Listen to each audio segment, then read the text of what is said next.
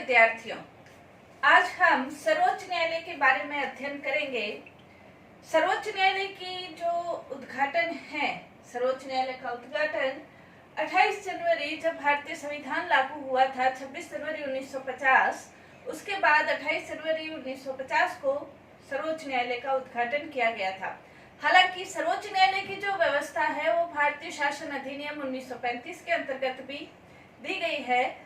भारत के अंतर्गत संघात्मक शासन व्यवस्था की स्थापना की गई है। संघात्मक शासन व्यवस्था का एक लक्षण ये होता है केंद्र और राज्यों के बीच शक्तियों का विभाजन। केंद्र और राज्यों के बीच शक्तियों का विभाजन होता है तो न्याय क्षेत्र के अंतर्गत भी संघीय शासन के अंतर्गत संघीय न्याय क्षेत्र होता है, राज्यों के शासन के अंतर्गत राज्यों का अपना न्याय क्षेत्र होता है। लेकिन भारत ने संघात्मक शासन व्यवस्था को ग्रहण करते हुए भी जो न्याय की व्यवस्था है वो एकीकृत न्याय व्यवस्था उन्होंने रखी है। जैसे अमेरिका है, कनाडा है, वहां पर न्याय की दोहरी व्यवस्था है, लेकिन भारत ने जो न्याय की व्यवस्था है एकीकृत न्याय व्यवस्था रखी है, क्योंकि भारत ने संघात्मक शासन व्यवस्था को अपने आवश्यकताओं के अनुरूप, अपने क्षेत्र की मौलिकताओं के अनुरूप उन्होंने संघात्मक शासन के साथ ही एकात्मक लक्षणों युक्त व्यवस्था को ग्रहण किया है।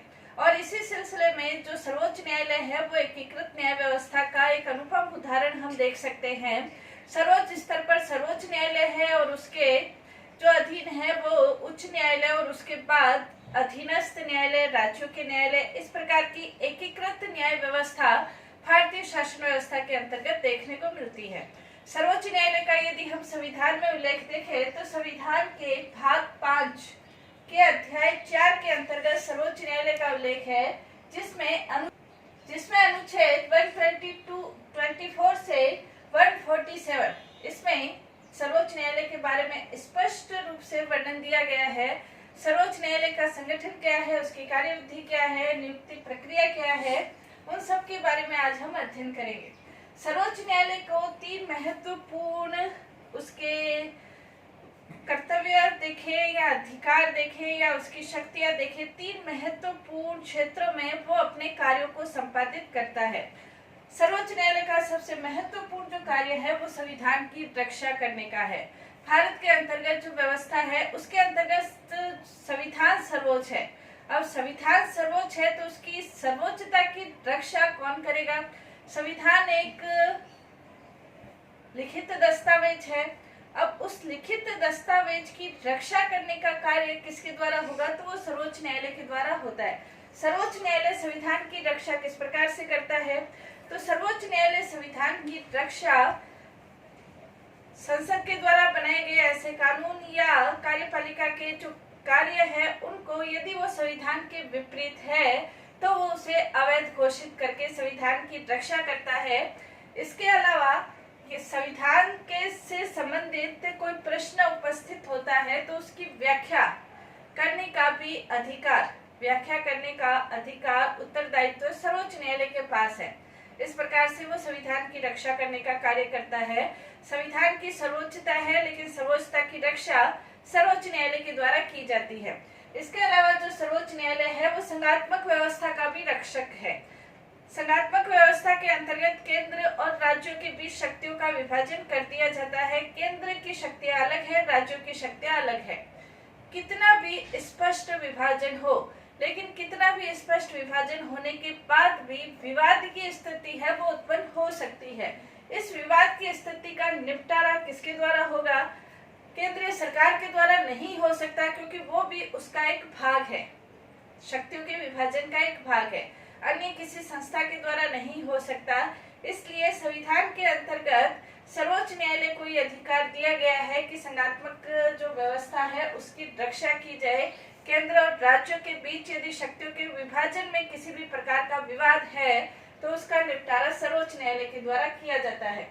इसी प्रकार संविधान के अंतर्गत मौलिक अधिकारों की व्यवस्था है। भारतीय नागरिकों को 6 प्रकार के मौलिक अधिकार प्रदान किए गए हैं। मौलिक अधिकारों में कई बार विवाद की स्थिति, अड़चन की स्थिति या कार्यपालिका व्यवस्थापिका के कोई कार्य या कानून ऐसे होते हैं जो मौलिक अधिकारों में खलल पैदा करते हैं। तो मौलिक अधिकारों में जब हनन होता है तो नागरिकों को ये अधिकार है कि वो न्यायालय में अपने अधिकारों की रक्षा के लिए रीट जारी कर सकते हैं। और इस संबंध में सर्वोच्च न्यायालय 5 प्रकार के लेख जारी करके नागरिकों के मौलिक अधिकारों की रक्षा करता है। तो इस प्रकार से सर्वोच्च न्यायालय की भूमिका बहुत महत्वपूर्ण भूमिका भारतीय शासन व्यवस्था के अंतर्गत है और ये सरकार का तीसरा महत्वपूर्ण अंग कह सकते हैं। संविधान की रक्षा का, संघात्मक शासन की रक्षा का, मौलिक अधिकारों की रक्षा का महत्वपूर्ण उत्तरदायित्व सर्वोच्च न्यायालय को सौंपा गया है। सर्वोच्च न्यायालय का यदि हम संगठन देखें तो सर्वोच्च न्यायालय क्या है, तो वर्तमान समय सर्वोच्च न्यायालय के अंतर्गत यदि इसकी संख्या देखें, सर्वोच्च न्यायालय के अंतर्गत कितने न्यायाधीश हैं, तो सर्वोच्च न्यायालय की जब स्थापना हुई थी तो उस समय सर्वोच्च न्यायालय में एक मुख्य न्यायाधीश और 7 अन्य न्यायाधीश होते थे। पर धीरे धीरे संसद को ये अधिकार प्राप्त है कि वो सर्वोच्च न्यायालय की सदस्य संख्या में वृद्धि कर सकती है, सर्वोच्च न्यायालय के संख्या में, नियमों में, उसमें वेतन में परिवर्तन कर सकती है। ये संसद को अधिकार प्रदान किया गया है और इसी अधिकार के तहत संसद के द्वारा समय समय पर सर्वोच्च न्यायालय की सदस्य संख्या में वृद्धि की जाती रही है। वर्तमान समय यदि हम देखें तो सर्वोच्च न्यायालय के अंतर्गत 34 न्यायाधीश है, 34 न्यायाधीश है, एक मुख्य न्यायाधीश और 33 अन्य न्यायाधीश है। 34 इसकी सदस्य संख्या है। हालांकि ये वर्तमान समय ही परिवर्तन हुआ है, तो हो सकता है किताबों में कुछ परिवर्तन मिले, लेकिन वर्तमान समय इसकी सर्वोच्च न्यायालय की सदस्य संख्या 34 है। इसके अलावा राष्ट्रपति को यह अधिकार है कि सर्वोच्च न्यायालय के अंतर्गत यदि पद रिक्त हो, आवश्यक क्वारम पूरा करने के लिए पद रिक्त हो या अन्य कोई आवश्यकता हो या महत्वपूर्ण प्रश्न निहित हो, तो उसके संबंध में राष्ट्रपति मुख्य न्यायाधीश की सलाह से, मुख्य न्यायाधीश राष्ट्रपति की सलाह से तदर्थ न्यायाधीशों की नियुक्ति, तद अर्थ किसी कार्य के अर्थ में, किसी कार्य को पूर्ण करने की स्थिति में तदर्थ न्यायाधीशों की नियुक्ति भी कर सकता है। ये व्यवस्था, तदर्थ न्यायाधीशों की वो व्यवस्था है, वो कर्नाटक के संविधान के अंतर्गत इस तरह की प्रथा प्रचलित है। भारत में भी तदर्थ न्यायाधीशों की व्यवस्था भी है। इसके अलावा जो न्यायाधीश है, जो सेवानिवृत्त न्यायाधीश है, उनकी भी यदि सेवाओं की आवश्यकता है तो उनकी सेवाओं की आवश्यकताओं के लिए सेवानिवृत्त न्यायाधीशों की नियुक्ति भी सर्वोच्च न्यायालय के अंतर्गत की जा सकती है। तो इस प्रकार की ये व्यवस्था है। नियुक्ति की जो प्रक्रिया है उसका उल्लेख अनुच्छेद 124 के अंतर्गत दिया गया है। सर्वोच्च न्यायालय के न्यायाधीशों की नियुक्ति के लिए कॉलेजियम जो प्रक्रिया है उसके अनुसार न्यायाधीशों की नियुक्ति की जाती है। न्यायाधीशों की नियुक्ति के लिए संविधान के अंतर्गत ये व्यवस्था है कि वरिष्ठ जो मुख्य न्यायाधीश है उसकी नियुक्ति राष्ट्रपति के द्वारा की जाती है। मुख्य न्यायाधीश की नियुक्ति राष्ट्रपति के द्वारा की जाती है। उसके लिए कॉलेजियम व्यवस्था के अनुसार जो वरिष्ठतम न्यायाधीश है उसको मुख्य न्यायाधीश बनाया जाता है। हालांकि वरिष्ठतम न्यायाधीशों की नियुक्ति करते समय जब भी सरकार ने इसका उल्लंघन किया है तभी न्यायाधीशों के द्वारा उसके अंतर्गत न्यायाधीशों में उसमें विवाद की स्थिति या कह सकते हैं उसका ऑब्जेक्शन किया गया कि इस प्रथा को नहीं तोड़ा जाए। और विधि आयोग ने भी ये स्पष्ट रूप से कह दिया कि न्यायपालिका को, सर्वोच्च न्यायालय को स्वतंत्र रखने के लिए और लोकतंत्र की सुरक्षा के लिए वरिष्ठतम जो न्यायाधीश है उसको मुख्य न्यायाधीश बनाया जाना आवश्यक है। तो वरिष्ठतम न्यायाधीश को मुख्य न्यायाधीश बनाया जाता है और अन्य न्यायाधीशों की नियुक्ति संविधान में लिखा गया है। अन्य न्यायाधीशों की नियुक्ति राष्ट्रपति के द्वारा मुख्य न्यायाधीश के परामर्श के आधार पर की जाएगी। मुख्य न्यायाधीश के परामर्श के आधार पर जो नियुक्ति की जाती है तो उसके अंतर्गत जो मुख्य न्यायाधीश परामर्श देगा वो परामर्श लिखित आधार पर परामर्श दिया जाएगा। लिखित आधार पर परामर्श देने का तात्पर्य ये है कि जो भी अन्य न्यायाधीशों की नियुक्ति सर्वोच्च न्यायालय में की जाएगी, मुख्य न्यायाधीश अपने 4 अन्य न्यायाधीशों के लिखित परामर्श को राष्ट्रपति को सौंपेगा और राष्ट्रपति उसके आधार पर न्यायाधीशों की नियुक्ति करेगा। इसके अंतर्गत यदि 2 न्यायाधीश परामर्श देते हैं, 2 न्यायाधीश नहीं देते हैं, तो वो ऐसे परामर्श को राष्ट्रपति को नहीं सौंपेगा। तो ये कॉलेजियम प्रथा के आधार पर मुख्य न्यायाधीश और अन्य न्यायाधीशों की नियुक्ति राष्ट्रपति के द्वारा की जाती है। शपथ राष्ट्रपति के द्वारा या राष्ट्रपति द्वारा नियुक्त किसी अन्य अधिकारी प्राधिकृत व्यक्ति के द्वारा शपथ दिलाई जाती है सर्वोच्च न्यायालय के न्यायाधीशों को। सर्वोच्च न्यायालय के न्यायाधीश संविधान की रक्षा की, भारत की एकता अखंडता की, अपना कार्य कर्तव्य निष्ठा के अनुसार संपन्न करने की, अपना पद ग्रहण करने से पूर्व शपथ लेते हैं।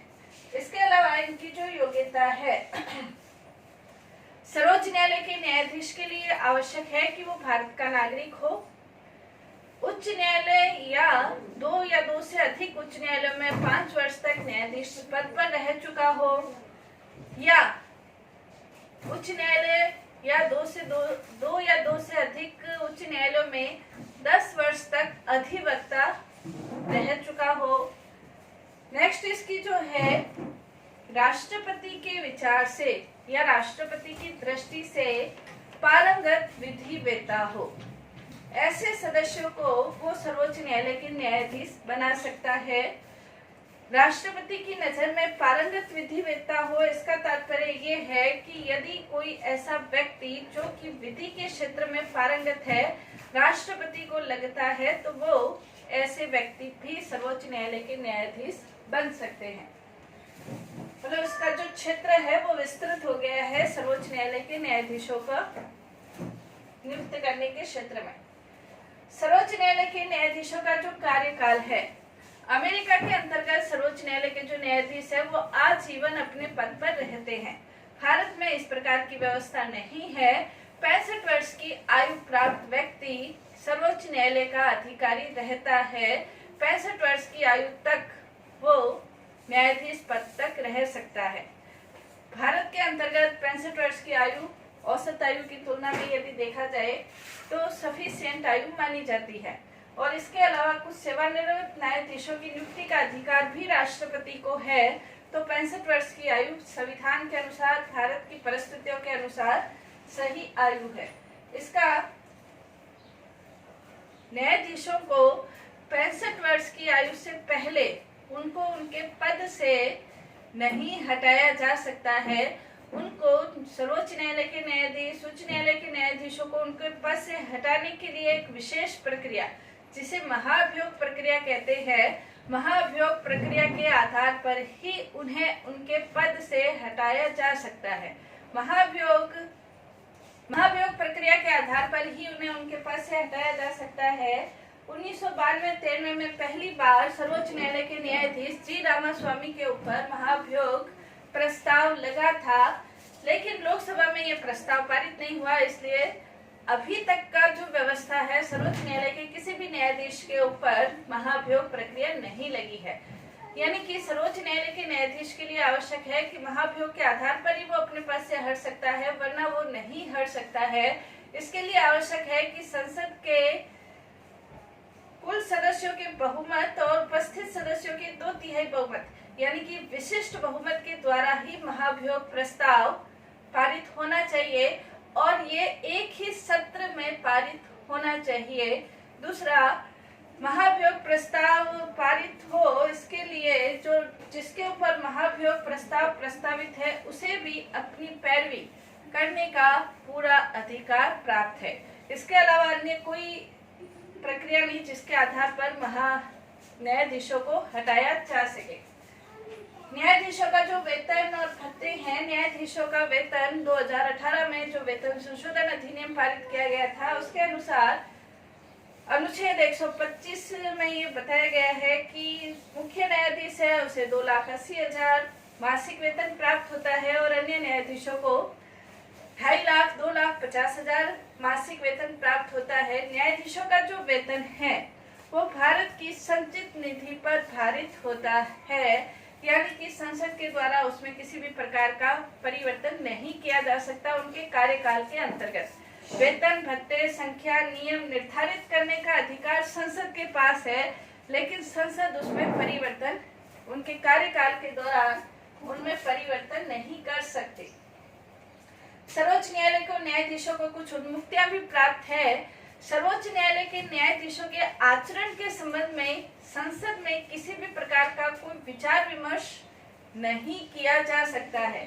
यानी कि संसद के अंतर्गत शैक्षणिक दृष्टि से न्यायालयों के आचरण के संबंध में शैक्षणिक दृष्टि से विचार किया जा सकता है, लेकिन इस आधार पर विचार नहीं किया जा सकता कि न्यायालयों ने अमुक जो निर्णय है वो किसी हित वर्ष या स्वार्थ वर्ष उन्होंने अपना कोई निर्णय प्रदान किया है। इसके अलावा महाभियोग प्रक्रिया के आधार के अलावा अन्य किसी भी आधार पर उनके आचरण के संबंध में किसी भी प्रकार का विचार विमर्श संविधान इसमें संसद में नहीं हो सकता है। तो ये उनको उन्मुक्तियां प्रदान की गई है। इसके अलावा न्यायालय अवमान के संबंध में भी न्यायाधीशों को यह अधिकार प्राप्त है कि वो उसके लिए दंड की व्यवस्था। सर्वोच्च न्यायालय की कार्यविधि के संबंध में भी कहा गया है। सर्वोच्च न्यायालय की कार्यविधि के संबंध में ये व्यवस्था है कि यदि संविधान से संबंधित कोई प्रश्न निहित है, संवैधानिक प्रश्न निहित है, कोई बहुत महत्वपूर्ण प्रश्न निहित है, तो उसके लिए ये व्यवस्था है कि कम से कम 5 न्यायाधीशों के द्वारा उस पर विचार विमर्श किया जाए, अगर कोई बहुत महत्वपूर्ण प्रश्न निहित है। इसके अलावा सर्वोच्च न्यायालय की जो कार्यवाही है वो खुले रूप में होती है, सार्वजनिक रूप से होती है। तो इस प्रकार की और जो सर्वोच्च न्यायालय के न्यायाधीशों का निर्णय है वो बहुमत के आधार पर निर्णय किया जाएगा। तो ये सर्वोच्च न्यायालय की कार्यविधि है।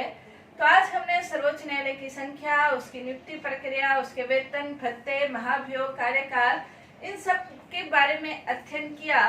नेक्स्ट अपनी जो क्लास है उसमें हम सर्वोच्च न्यायालय का जो क्षेत्राधिकार है उसके बारे में हम अध्ययन करेंगे। धन्यवाद।